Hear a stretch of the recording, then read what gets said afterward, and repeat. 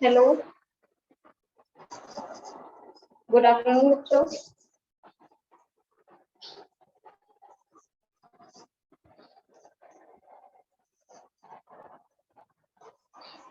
हम लोग ने क्षितिज में गद्य खंड में बाल गोविंद भगत के बारे में पढ़े थे। उनका उसमें क्या बताया गया था कि जो बाल गोविंद थे वो क्या थे, बहुत ही ईमानदार व्यक्ति थे। और उन्होंने क्या किया था, अपने पुत्र के जब उनके पुत्र की मृत्यु हो जाती है तो क्या करते हैं, बहुत ही दुखी हो जाते हैं। क्यों दुखी होते हैं? दुखी नहीं होते, वो कहते हैं अपनी बहू से कि ये तो खुशी के आंसू हैं। क्यों? क्योंकि यहाँ पे परमात्मा का मिलन हो रहा है। ठीक है, वो ये बताते हैं। उन्होंने कहा यहाँ पर एक जो होता है, यहाँ पे आत्मा जो है परमात्मा से जाके मिल रही है। तो ये था, हम लोग ने पढ़ा था, ये चैप्टर कंप्लीट हो गया हम लोग का।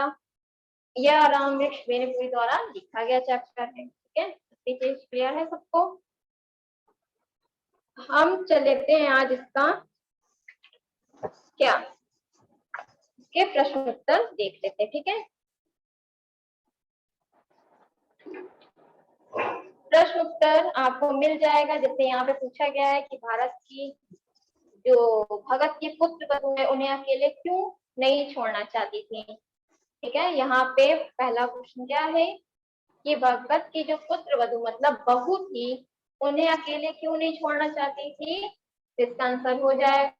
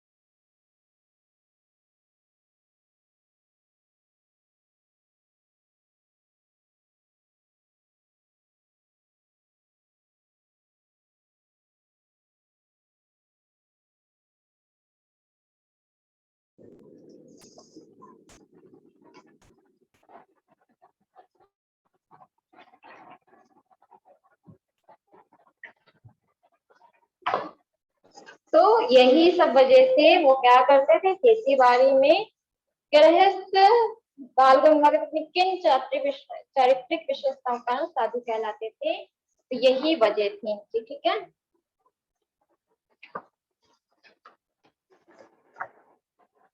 तो ये चैप्टर हम लोग का कंप्लीट हो गया था यहाँ पे। अब हम लोग देखते हैं नेक्स्ट क्वेश्चन जो था। यहाँ पे ये बता दीजिएगा कि बाल गोविंद भगत क्या थे, कैसे थे। मंजू भगत मंझोले कद के गोरे और बाल पक गए थे और खेती बाड़ी परिवार भी रखते थे। बाल गोविंद भगत क्या थे, साधु थे। साधु के सब क्या थे, साधु के सब परिभाषाओं में खड़े उतरने वाले थे। कबीर को साहब मानते थे, उन्हीं के गीतों को गाते थे। ठीक है, और उन्हीं के आदेशों पर चलते थे। फिर है आपका इसी तरह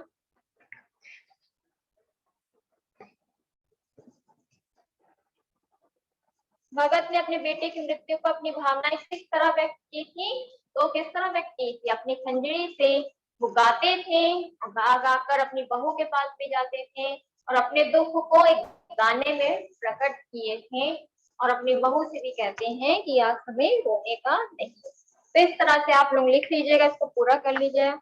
जो नेक्स्ट चैप्टर है चैप्टर नंबर 3 आज हम लोग पढ़ते हैं। ठीक है, चैप्टर नंबर 3 है लखनवी अंदाज।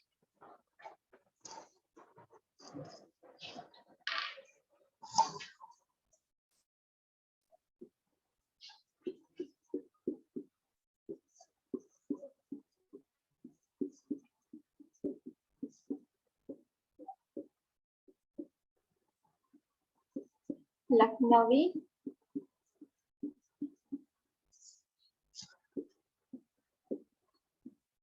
लाभ। ठीक,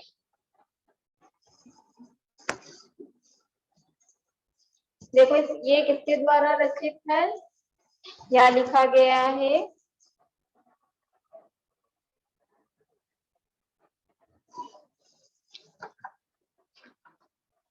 यशपाल द्वारा। ठीक है, ये किसके द्वारा लिखा गया है, यशपाल।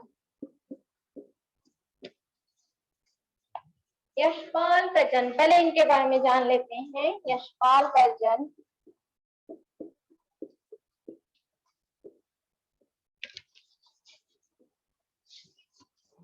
या ये लिखते हैं जन्म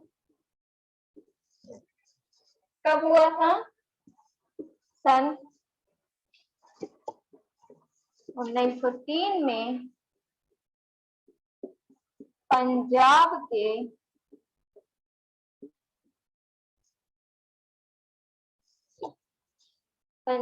के फिरोजपुर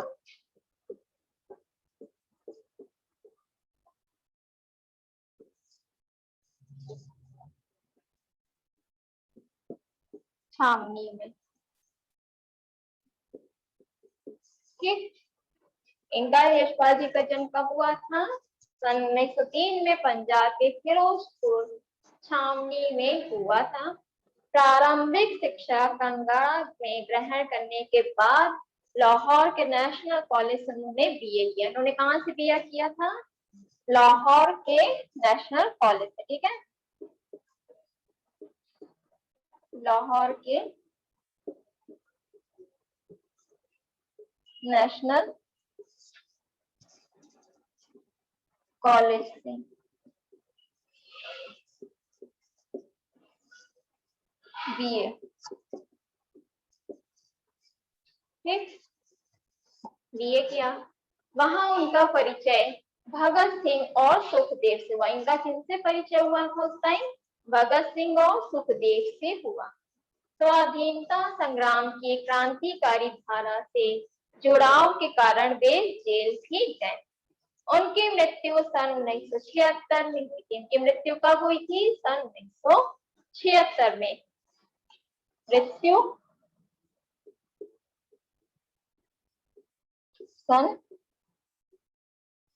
1976 में। ठीक, यशपाल की रचनाओं में आम आदमी के सरोकारों की उपस्थिति है। वे यथार्थवादी शैली के विशिष्ट रचनाकार हैं। सामाजिक विषमता, राजनैतिक पाखंड एवं रूढ़ियों के खिलाफ उनकी रचनाएं मुखर हैं। उनके कहानी संग्रहों में ज्ञानदान, तर्क का तूफान, पिंजड़े की उड़ान व दुलिया, फूलों के कुत्ता उल्लेखनीय है। मतलब कि इन्होंने इतनी रचनाओं को क्या किया, कहानी संग्रह में लिखा। उनका झूठा सच उपन्यास भारत विभाजन की त्रस्ती का मार्मिक दस्तावेज है। अमिता, दिव्या, पार्टी कामरेड, दादा कामरेड, मेरी तेरी उसकी बात उनके अन्य प्रमुख उपन्यास हैं। भाषा की स्वाभाविकता और सजीवता उनकी रचनागत विशेषता है। ठीक है, ये हो गया इनके बारे में। अब देखो, ये यशपाल ने जो लखनवी अंदाज लिखा था, किस लिए लिखा, इसके बारे में यहाँ पे बताया जा रहा है। यूं तो यशपाल ने लखनवी अंदाज व्यंग यहाँ साबित करने के लिए लिखा था। बिना कथ्य के कहानी नहीं लिखी जा सकती, परंतु एक स्वतंत्र रचना के रूप में इस रचना को पढ़ा जा सकता है। यशपाल उस पतनशील समांती वर्ग पर कटाक्ष करते हैं जो वास्तविकता से बेखबर एक बनावटी जीवन शैली का आदी है। कहना ना होगा कि आज के समय भी ऐसे परजीवी संस्कृति को देखा जा सकता है। यहाँ पर बताया जा रहा है कि जो यहाँ पे संस्कृति है वो परजीवी संस्कृति को यहाँ पे देखा जाता है। चलिए अब इसमें क्या है देखते हैं। मुफस्सिल की पैसेंजर ट्रेन चल पड़ने के उतावली में फुंकार रही थी। जो पैसेंजर ट्रेन थी वो चलने के लिए बहुत ही उतावली हो रही थी। आराम से सेकंड क्लास में जाने के लिए दाम अधिक लगते हैं। दूर तो जाना नहीं था। भीड़ से बचकर एकांत में नई कहानी के संबंध में सोच सकने और खिड़की से प्राकृतिक दृश्य देख सकने के लिए टिकट सेकंड क्लास का ही लिया था। वो बता रहे हैं यहाँ पे जो लेखक है कि उन्हें पैसेंजर ट्रेन से जाना था, लेकिन आराम से जाने के लिए सेकंड क्लास में उनका दाम अधिक था, लेकिन उन्हें आराम से भी जाना था और दूर तो जाना नहीं था। वो सोचे एक बार तो हमको दूर तो जाना नहीं है। वो भीड़ से बचकर एकांत में एक नई कहानी के संबंध में सोच सकने और खिड़की से प्राकृतिक दृश्य देख सकने के लिए टिकट सेकंड क्लास का ही ले लिया। गाड़ी छूट रही थी, ट्रेन क्या थी, छूट रही थी। सेकंड क्लास के एक छोटे डिब्बे को खाली समझकर जरा दौड़कर उसमें चढ़ गए। क्या हुआ यहाँ पे लेखक क्या सोचने लगता है, जो सेकंड क्लास वाले थी उसने देखा एक डिब्बा खाली है, तो वो क्या करता है, वो उसमें दौड़कर भाग जाता है। अनुमान के प्रतिकूल डिब्बा निर्जन नहीं था। एक बर्फ पर लखनऊ की नवाबी नस्ल के एक सफेद पोष सज्जन बहुत सुविधा से पालथी मारे बैठे थे। जो पालथी मारे क्या थे, बैठे हुए थे। सामने दो ताजे चिकने खीरे तौलियों पर रखे थे। जो कौन यहाँ पे बताया जा रहा है, एक बहुत ही एक सज्जन व्यक्ति था। वो क्या कर रहा था, पालथी मारकर बैठा था और खीरे को क्या किया था, तौलियों पर रखा था। डिब्बे में हमारे सहसा कूद जाने से सज्जन की आंखों में एकांत चिंतन में विघ्न का असंतोष दिखाई दिया। क्या कहा जा रहा है यहाँ पे, बताया जा रहा है वह अचानक क्या करता है, कूद जाता है और कूद कर क्या करता है, जो सज्जन की आंखों में एकांत चिंतन का विघ्न का असंतोष दिखाई देने लगता है। सोचा हो सकता है यह भी कहानी के लिए सूझ की चिंता में हो। वो क्या सोचने लगता है, सोचता है कि यह भी जो कहानी है वो चिंता में ही हो, या खीरे जैसी अपदार्थ वस्तु का शौक करके देखे जाने के संकोच में हो। नवाब साहब ने संगति के लिए उत्साह नहीं दिखाया। हमने भी उनके सामने कोई बर्थ पे बैठकर आत्मसम्मान में आंखें चुरा ली। खाली बैठे कल्पना करते रहने की पुरानी आदत। क्या होता है, जब हम इंसान खाली रहते हैं तो तरह तरह की बातें हमारे मन में सूझती रहती है और हम अपनी कल्पना शक्ति को बढ़ा देते हैं और हम सोचने लगते हैं कि अगर ऐसे होता तो ऐसे होगा। नवाब साहब की असुविधा और संकोच के कारण का अनुमान करने लगे। संभव है नवाब साहब ने बिल्कुल अकेले यात्रा कर सकने के अनुमान में किफायत के विचार से सेकंड क्लास का टिकट खरीद लिया और अब गवारा ना हो कि शहर का कोई सफेद पोश उन्हें मंझले दर्जे में सफर करता देखे। अकेले सफर का वक्त काटने के लिए ही हीरे खरीदे होंगे। वहां पे क्या सोचने लगता है, ये जो नवाब रहते वो सोचते हैं कि हो सकता है कि अकेले सफर करने के लिए इसने खरीदा होगा, ठीक है, लेकिन ऐसा नहीं था। वो उससे क्या कर रहा था, आंखें चुरा रहा था। फिर उसके बाद क्या होता है, यहाँ पे बताया जा रहा है कि नवाब साहब ने बिल्कुल अकेले यात्रा कर सकने के अनुमान में किफायत के विचार से सेकंड क्लास का टिकट खरीद लिया और अब गवारा ना हो कि शहर का कोई सफेद पोश उन्हें मंझले दर्ज में सफर करता देखे। अकेले सफर का वक्त काटने के लिए ही हीरे खरीदेंगे। फिर यहाँ पे लेखक कहता है हो सकता है कि अकेले सफर करना चाह रहा हो, इस वजह से इसने खीरे खरीदे थे। अब किसी सफेद पोश के सामने खीरा कैसे खाएं, यहाँ पे सोच रहा है कि हम अकेले खाना चाह रहे थे, लेकिन ये तो सामने बैठ गया। हम कनखियों से नवाब साहब की ओर देख रहे थे। नवाब साहब कुछ देर गाड़ी की खिड़की से बाहर देखकर स्थिति पर गौर करते रहे। जो नवाब साहब थे वो क्या करते हैं, वो बाहर देख रहे थे खिड़की से, और देखकर क्या कर रहे थे, कुछ सोच रहे थे, कुछ गौर कर रहे थे कि कुछ तो बात है। ओह, नवाब साहब ने सहसा हमें संबोधन किया। आदाब अर्ज, जनाब खीरे का शौक फरमाएंगे? पूछते हैं, क्या खीरे खाएंगे आप? नवाब साहब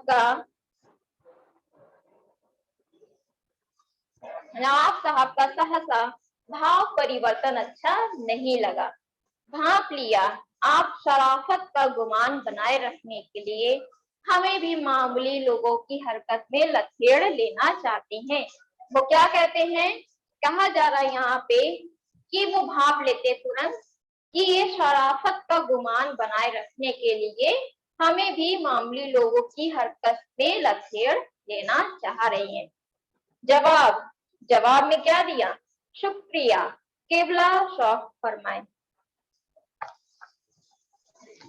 फिर उसके बाद क्या होता है, नवाब साहब ने एक पल खिड़की से बाहर देखकर गौर किया और दृढ़ निश्चय से खीरों के नीचे रखा तौलिया झाड़कर सामने बिछा लिया। श्रेष्ठ, yes ma'am, good afternoon ma'am. Good afternoon. इतने लेट में क्यों आते हो बच्चों आप लोग, ये बताइए। मैम वो हमारे को फीवर हो गया था तो वही आने को दवा देने जाना था मैम, इसलिए लेट हो गया। किसको फीवर हो गया था? मैंने को। अच्छा चलो ठीक है, लेकिन अब टाइम से आ जाए करो, ठीक है? तो अब कैसे समझोगे हम क्या पढ़ा रहे थे, बताओ। Yes ma'am. देखो हम इसमें, क्योंकि आप लोग थे नहीं, तो आप ये बताइए क्वेश्चन कैसे कराते हैं। तो इस वजह से हमने थर्ड चैप्टर स्टार्ट किया था, उसमें यशपाल का पढ़ा रहे थे लखनवी अंदाज। उसमें एक लेखक है और नवाब साहब है, वो लोग क्या कर रहे हैं, ट्रेन से यात्रा कर रहे हैं। तो ट्रेन में जो चीजें घटित हो रही है उसके बारे में यहाँ लेखक बता रहा है कि एक नवाब साहब है, वो अपने किस तरह से लोगों से आंखें चुराकर बात करती है, ठीक है?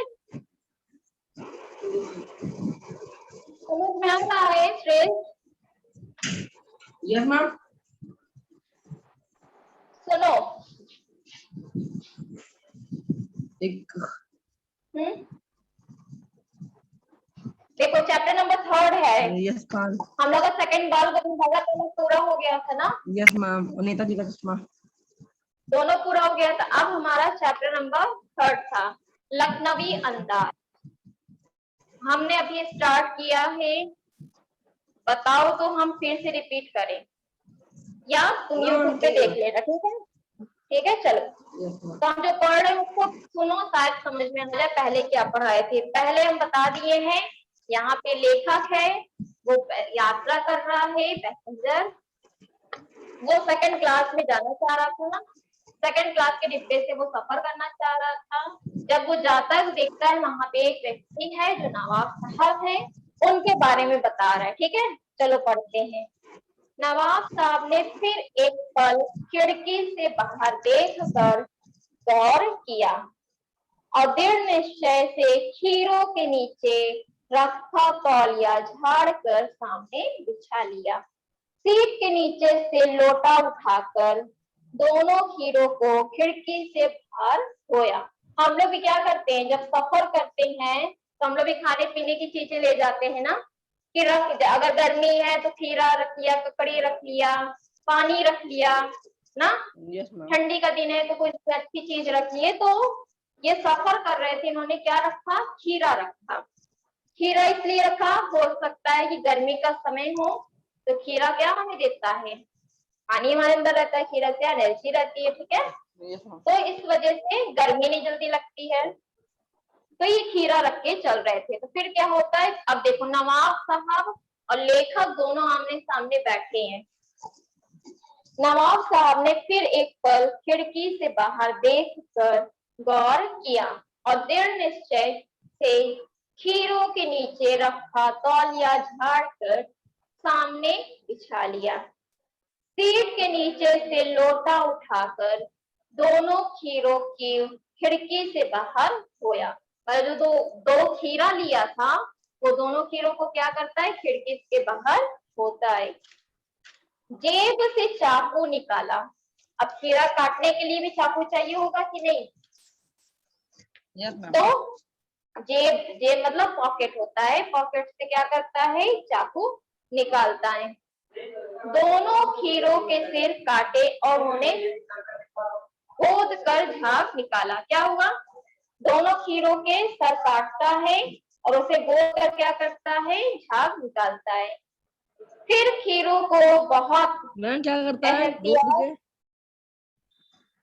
जब आप लोग खीरा कट करते हो ऊपर से या नीचे से तो उस तरह से करते हो ना, खट्टा मीठा हम लोग जो कहते हैं कि खट्टा हो जाए मीठा हो जाए, उस वजह से क्यों किया जाता है, इसलिए कि जो ऊपर का झाग हो उसे निकाला जा सके। ठीक, इस वजह से किया जाता है। फिर खीरों को बहुत एहतियात से छील कर फाकों को करीने से तौलियों पर सजाते गए। अब हम लोग खीरा ऊपर नीचे काटते हैं, लगड़ते हैं ना, कि हम लोग पहले बचपन में क्या कहते थे, खट्टा हो जाए मीठा हो जाए, ये करते थे ना। लेकिन नहीं, वजह क्या होती है कि जो खीरे का जो झाग होता है सफेद, उसे निकालने के लिए हम लोग उस तरह से रगड़ते हैं। ठीक, हम लोग ने कट करके फेंक दिया, अब हम उसको छील कर फाकी फाकी करते हैं ना, तो उसी तरह उन्होंने भी फाकी फाकी किया। लखनऊ स्टेशन पर खीरा बेचने वाले खीरे के इस्तेमाल का तरीका जानते हैं। जो स्टेशन होता है वहां पे लोग जिस तरह सामान बेचते हैं वो उन सबका तरीका जानते हैं। ग्राहक के लिए जीरा मिला, नमक और पिसी हुई लाल मिर्च की पुड़िया भी हाजिर कर देते हैं। अब हम लोग खीरा किससे खाते हैं, या काला नमक हो गया या सादा नमक हो गया ना, उस पे हल्का सा नींबू या फिर कुछ लोग डालते हैं, या यहाँ पे जीरा नमक डाला गया, जीरा नमक पिसी हुई मिर्चा ये सब डाल के वो क्या कर रहा है, मिला रहा है। ठीक,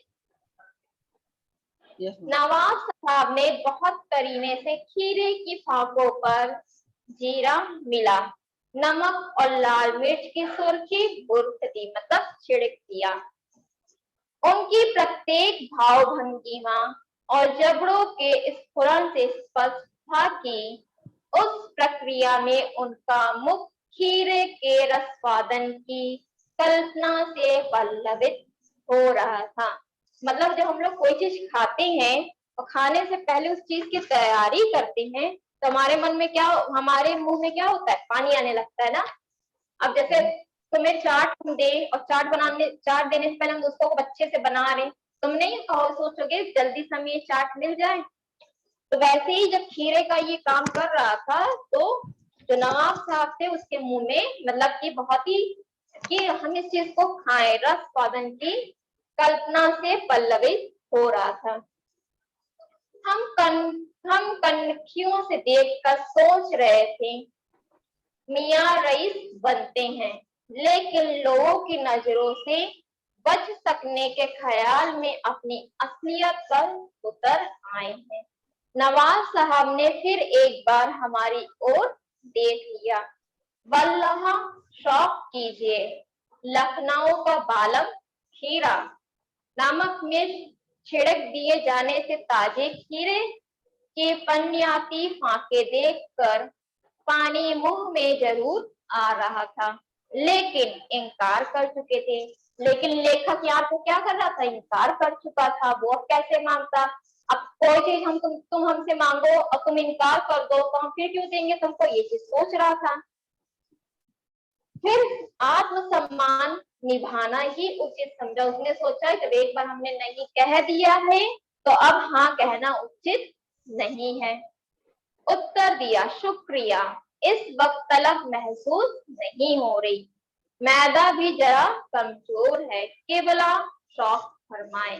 नवाब साहब ने सतीक्ष्ण आंखों से नमक मिर्चे के संयोग से चमकती खीरे की फाकों की ओर देखा। खिड़की के बाहर देखकर दीर्घ निश्वास लिया। खीरे की एक फांक उठाकर ओठों तक ले गए। फांक को सूंघा। स्वाद के आनंद में पलकें मूंद गई। जब हम लोग कोई चीज बड़े चाव से खाते तो हम लोग की आंख बिल्कुल, हमारा कहाँ पे ध्यान होता है, पूरा हमारे खाने पे चला जाता है। अगर टेस्टी, हमारा मन पसंद या हमें टेस्टी खाना मिलता है तब। मुंह में भर आए पानी का घूंट गले से उतर गया। तब नवाब साहब ने फांक को खिड़की से बाहर छोड़ दिया। नवाब साहब खीरे की फांकों को नाक के पास ले जाकर वासना से रस स्वादन कर खिड़की के बाहर फेंकते गए।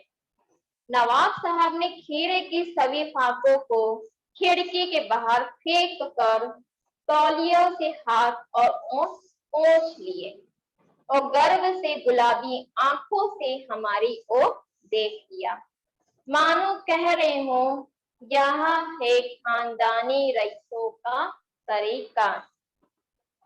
वो क्या कर रहे थे?